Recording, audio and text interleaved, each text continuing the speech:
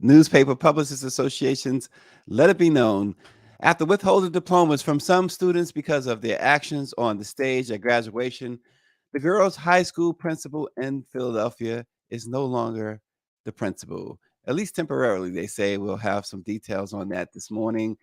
Also, the Los Angeles County Sheriff's Department opened an investigation after disturbing body camera footage showed a deputy threatening to punch a woman in the face and then slam her to the ground during an arrest over an alleged theft at a grocery store.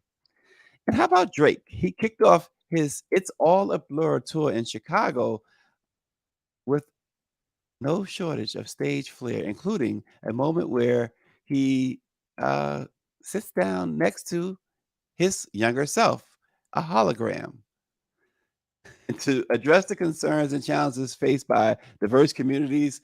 Two former Twitter employees have developed a new social media app for African Americans and the LGBTQ community called Spill, and they are spilling over there.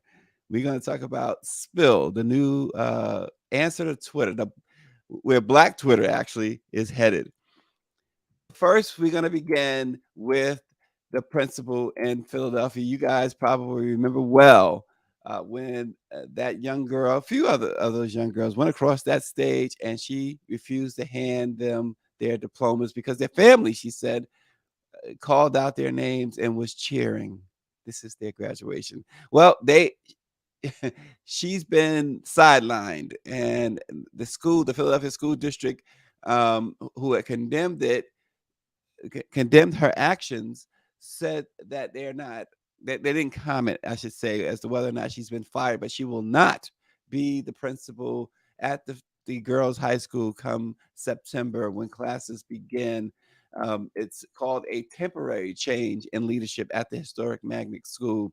Janice Butler has been named substitute principal at Girls High, according to a press release that was sent out. Butler replaces Lisa Messi.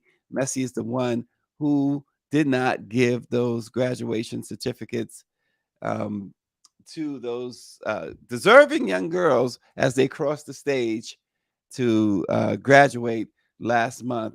It was a situation that made headline news throughout the states. Refusing to hand them this diploma. Some of the alumni, though, said that Messi had received the former principal, the outgoing principal, however they want to characterize her, received death threats after news of the graduation went viral. Monique Braxton, the district spokesperson, said she could not answer questions about whether an investigation had been launched and whether leaving was Messi's choice or whether Messi might even return. She he had denied at least two young women, as we stated, their diplomas in June because the students' conduct, as she said, elicited audience reaction as they walked across the stage at graduation. We remember Hafsa Abdul Rahman did the gritty dance, and an audience member laughed, and then there was another student who just simply flipped her hair and made a gesture, and someone clapped. Girls High opened in 1848 as one of the first public high schools for women in the United States and is steeped in tradition. So a lot of folks in that alumni are saying, "Oh, the principal did what was right." I don't see how they can have made that conclusion that she did what is right. The new school year does begin on September 5th, and we will see what happens later with this former principal. Power 96 says, all I can say here is you about to lose your job. When he saw that video, yeah, we all saw that and kind of thought the same. So, and here she is. They're not commenting on whether this is a termination, a suspension, whether she's being paid or not. So uh, she won't be there to terrorize these young girls next. Apparently, she won't be there to terrorize them next graduation. Also, this morning, the Los Angeles County Sheriff's Department opened an investigation after disturbing body camera footage showed a deputy threaten to punch a woman in the face and then slam her to the concrete during an arrest over an alleged theft at a grocery store. Two videos were released by the department following a press briefing to address the June 24th incident at a Lancaster grocery store. The two deputies involved were reassigned from field duty pending further investigation, according to a LAPD spokesperson. David Youngblood says, just like those sheriff deputies who are about to lose their jobs, the two deputies involved were reassigned, and the department called the videos disturbing. One video shows a deputy arrive at the scene and yell at a man to put his hands on the hood of the car, but the man refuses and says he did nothing wrong. The deputy instead instructs the man to sit down, and the man does comply. As the man tries to explain what happened at the store, the two deputies place him in handcuffs. At one point in the video, the deputy roughly places the man on the ground, and the man says, "What? Why are you doing this to me?" He says, "We didn't do anything." And the second video shows the woman filming the arrest, and the second deputy reaches for her cell phone, grabs her, and slams her to the ground. The deputy yells various commands at the woman, telling her to get on the ground, although she's already on the ground. The deputy is heard in the video telling the woman he would punch her. Now, keep in mind, this woman has cancer as well. And stop, he says, or you're going to get punched in the face. And then she says, go ahead, punch me in the face, and you're going to get sued. The man who refers to this woman as his wife then tells the deputies that she has cancer. Well, what did that do? It only, instead of calming the situation, the video shows that the deputy then pepper sprays the woman in the face before handcuffing her. She suffered some injuries on her arms and was treated at a local hospital. And Sheriff Robert Luna said that the two deputies were responding to an alleged theft at a grocery store involving, he didn't say it was involving this particular man and this particular woman. He just said it was involving a man and a woman. And several reports indicate that this was the wrong man and woman, that they actually were innocent. They so called fit the description. And we all know what that means, right? Yeah, Power 96 brings up something serious there. This is the same sheriff's department that took pictures of Kobe's dead body and shared them. It is a thug culture in that sheriff's department. Yeah, this is the same department. And Sheriff Luna has been under, and he hasn't been there that long, Power 96, but he has been under a lot of scrutiny, and this certainly does not help. And perhaps that's why he moved quick to condemn, or at least partially condemn, this video that has come out, that has surfaced. And where would we be without the videos, right? Where would we be without them? It's bad enough that even with the videos, some still are able to do certain things that are just so unlawful. Mike V says the fact that law enforcement sees property as more valued than human life speaks volumes about our system. No truer words, Mike V. No truer words. We will continue to follow, obviously, that story as well. This morning is all about a few headlines for you guys, and appreciate you tuning in.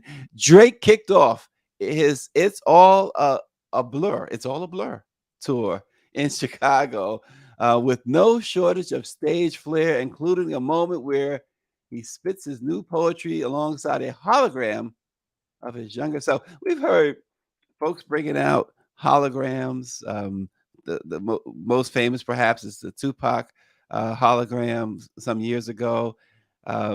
There's been others who've used holograms, but generally, it's of someone who's dead. Well, Drake reincarnates himself as a young uh, teenager or young boy, and it's so interesting. If you didn't see the clip of that, Drake walks toward a couch where his younger self is sitting, and his younger self hands him a book. and Drake begins to read from that book. It's amazing what technology and AI is doing, but Drake took it to a whole new level in Chicago at the United Center. He lit it up. And here's the thing, Drake went through 48 songs. Generally, concerts, it's about 16 songs and out for the most part. Drake did 48. He reached deep into his catalog, and certainly, I'm sure his fans absolutely ate it up. He he got emotional, too, in the beginning. Something's going on with Drake, right? I don't know what it is. I don't follow Drake that closely to know that what's going on with him, but I do know he's, Larry Graham's, nephew. How about that? He had some, real, interesting, things going at that concert, including a major diss, to "This Is America," the song "This Is America," what's his name? Y'all know his name? Childish Gambino, and apparently they're in some sort of beef, and he lit up the stage, saying that this was a, quote, "overrated hit." My only problem with that is how does a hit become overrated? He lit up the stage. And there was these lights going around the stage with the wording. "This Is America" is an overrated hit. Boy, oh boy. Drake from the Mickey Mouse Club is what Power 96. Yeah, that Drake. How about that? Drake's come a long way.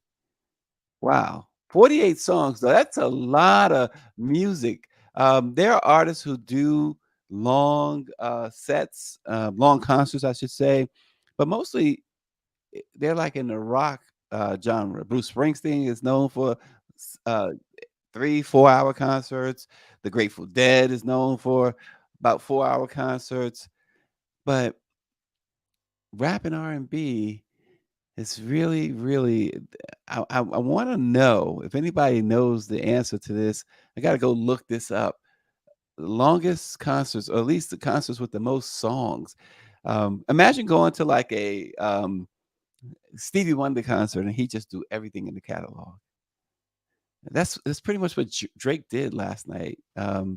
He basically did everything in his catalog, and he had some special guests come on too, as well. So interesting, Drake fans. If you're going to see Drake on this "It's All a Blur" tour, be prepared to spend the whole night at the venue because Drake apparently is going to have you there all night long. In the words of Lionel Richie. Power 96 says, "I'm going to pass on my son's childhood sing along friend." That's hilarious. This your son's childhood uh, sing along friend. I get it. And finally, this morning, how about this? So, first and foremost, Mark Zuckerberg has put out a new app um, called, what is it called? I just Mark Zuckerberg, I know you listen to us every day, but uh, I forgot the name of your app. I'm gonna pull it up. It's called Threads. His and Yeah, there you go. Dr. Nicole says Threads. It's called Threads, and 25 million signups in 24 hours for Threads. People are sick of Twitter, but here's the thing: Spill is out now. It's a black owned. These two gentlemen who started Spill. They come from Twitter. They used to work at Twitter, and they wanted to address the concerns and challenges faced by diverse communities.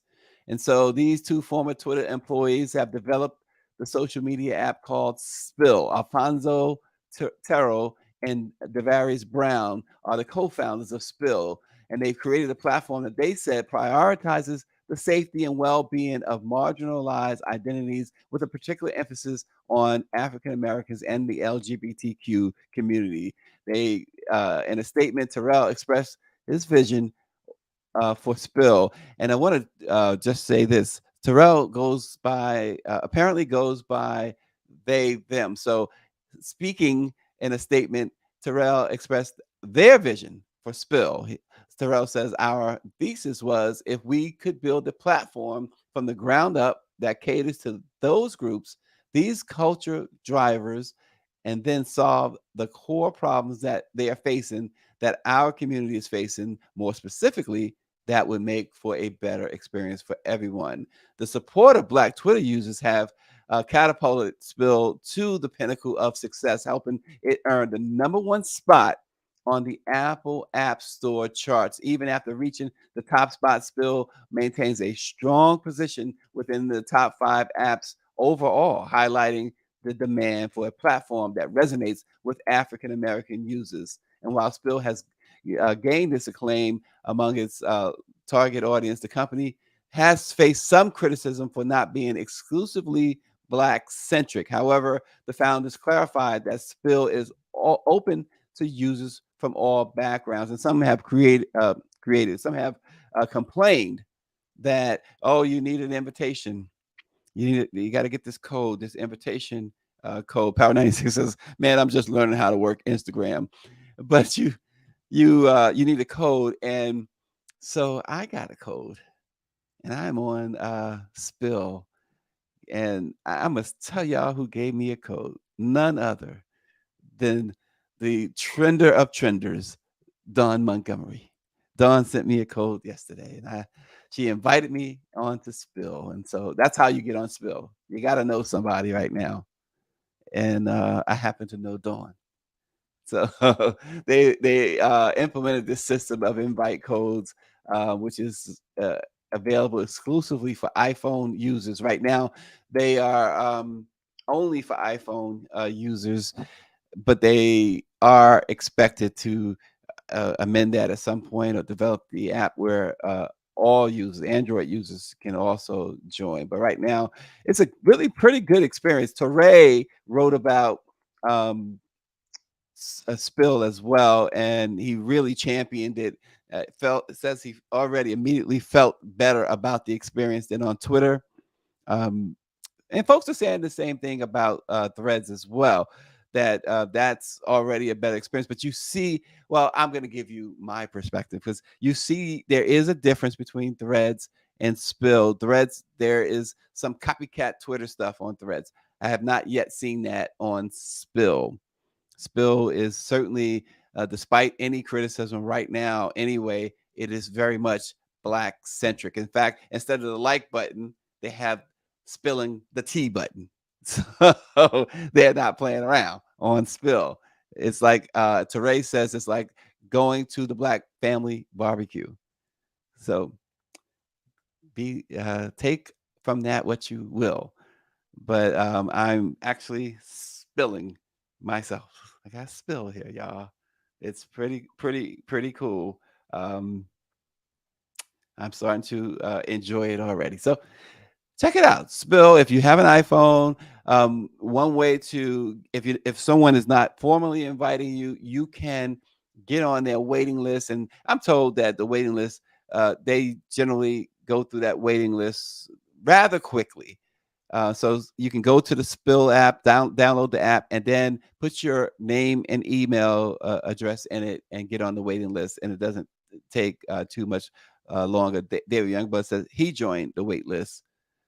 David, if I get figure out how I can invite someone, I'm gonna send you an invite. And I'm laughing because, of course, Power 96 does it again. He says he has a flip phone. He's still dealing with the Obama phone. Austin Cooper says he wants to be invited, and he's as he spelled. Austin's been on this show. Chris says, "Oh, really? Now I'm canceling you and Dawn." Austin, you've been on this show longer. Austin is spelling my name. I don't. Who spells my name like that? I am so ashamed of you, Austin. Now I don't. You know what? I tell you what, Austin. You and I are gonna have a chat before you leave. Austin is going to Africa on Sunday. He's safe travels, Austin. We'll just have to take up our fight when you come back. We won't fight before you go to Africa. That's not a good look. Go to the motherland fighting with another Black man. We're gonna have to find a way of. We have to tell. There you go. Austin spelled it right. I appreciate that, Austin. Marjorie Taylor Greene is in the news, folks. Marjorie Taylor. It's reported that oh, David is David says he's asked to be in your delegation, Austin. It's reported that Marjorie Taylor Greene has been kicked out of the Freedom Caucus. Boy, oh boy, I tell you what, they eat their own, don't they? Marjorie Taylor Greene, it was first reported by Politico last week. Representative Andy Harris of Maryland says that a vote was taken to remove Marjorie Taylor Greene from the House Freedom Caucus for some of the things she's done. That's a direct quote from Representative Andy Harris, a Republican out of Maryland. But Harris refused to say how he voted and whether or not she's been she's formally out. Um, he did call it an appropriate action, and when he was pressed if that meant that she was formally out, he said, "As far as I know, that is the way it is." A spokesperson for Marjorie Taylor Greene has told reporters that they have no comment. And the caucuses group also declined to officially comment, but tensions were already brewing within the Freedom Caucus, and the formal vote came shortly after Marjorie Taylor Greene and her fellow caucus member, of course, that noted Congresswoman Lauren Boebert of Colorado, got into a heated clash on the House floor, and Marjorie Taylor Greene reportedly referred to Lauren Boebert as that little bee. I ain't gonna say the word. If Barrington was here, he'd say it. He says Harris did confirm that. He says, "I think the way," and this is a quote from Representative Harris, "I think the way she referred to a fellow member was probably not the way we expect our members to refer to other fellow members, especially female members." Asked if Marjorie Taylor Greene breaking from the group on the debt bill or her support of Speaker McCarthy were factors, Harris says, "I think all of that mattered." They were really upset that she backed McCarthy. If you remember those hearings where they were taking those 16, 17 votes or whatever it took to bribe them to get McCarthy the votes, she was on the phone with Donald Trump and saying, "I have the president on the phone and he wants y'all to cast this vote." And none of the folks, well, most of the folks there on the Republican side of the House were too thrilled with McCarthy to begin with. And it was Trump, of course, who put it over the top. And Marjorie Taylor Greene was steadfast in her support of all things Donald Trump. So she's out of the House Freedom Caucus. So what does that mean? It simply means that she will take her rhetoric elsewhere, and she will continue to be Marjorie Taylor Greene. So, and this is, yes, this is the Mike V, the same Marjorie Taylor Greene who harassed and harassed Congresswoman AOC, Alexandria Ocasio Cortez, from New York, just repeatedly harassed her, and publicly and in person.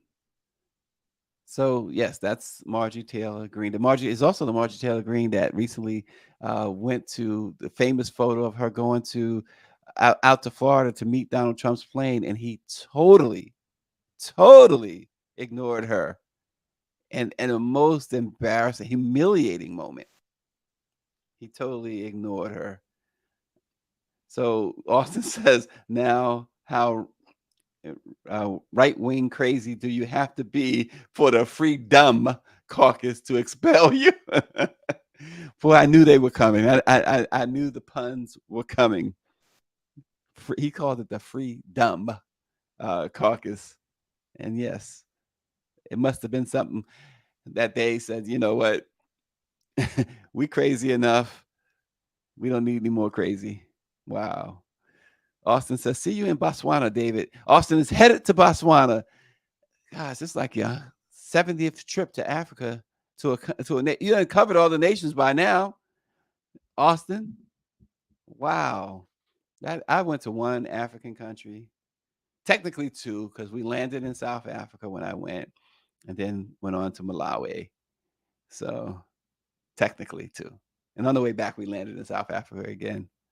So, but Austin's been up and down throughout, around and about the 55 nations there. Is it 55 nations, right? 55 nations in Africa. Wow. Well, safe travels, Austin. Thank you all for tuning in. Appreciate you all. Have a great, great weekend. It's hot everywhere across the country. So take precautions, drink lots of water, lots of liquids, and stay cool and stay safe. And we'll see you on Monday.